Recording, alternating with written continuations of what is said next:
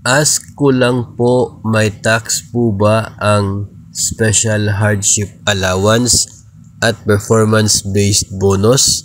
Please hide my identity po. Salamat.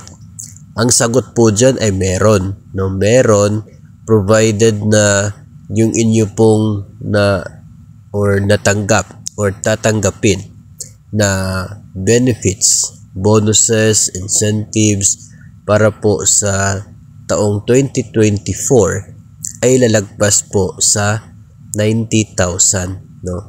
Included na po dyan yung mid-year bonus, year-end bonus, yung cash gift, PEI, ito pong PBB, kung meron pa po kayong special hardship, kung meron pa pong darating na SRI. Lahat po ng yan, kapag dinagdag natin lahat, dapat hindi po lalagpas ng 90,000 para wala pong tax.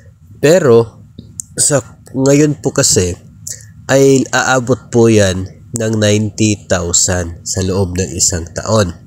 Kapag lagpas sa 90,000, ang sabi po ng train law, yung excess sa 90,000 that will be charged with a tax equivalent po doon sa tax rate ng sahod ninyo.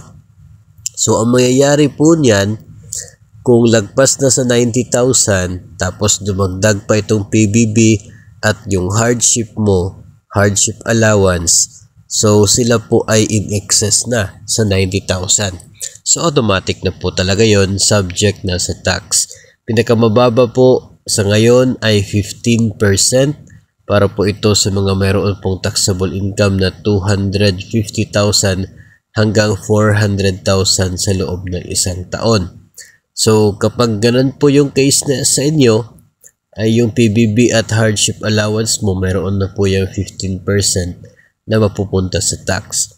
Kapag nasa 400,000 to 800,000 naman yung taxable income mo sa isang taon, so nasa 20,000 naman o 20% naman yung maging tax ng PBB at ng hardship allowance mo. So yun po yung titingnan natin doon sa rate ng atin pong tax sa PBB at sa hardship allowance.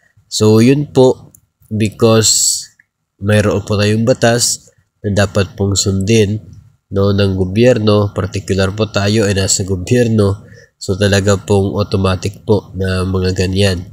So may tax po talaga itong hardship allowance at maging ang performance-based bonus.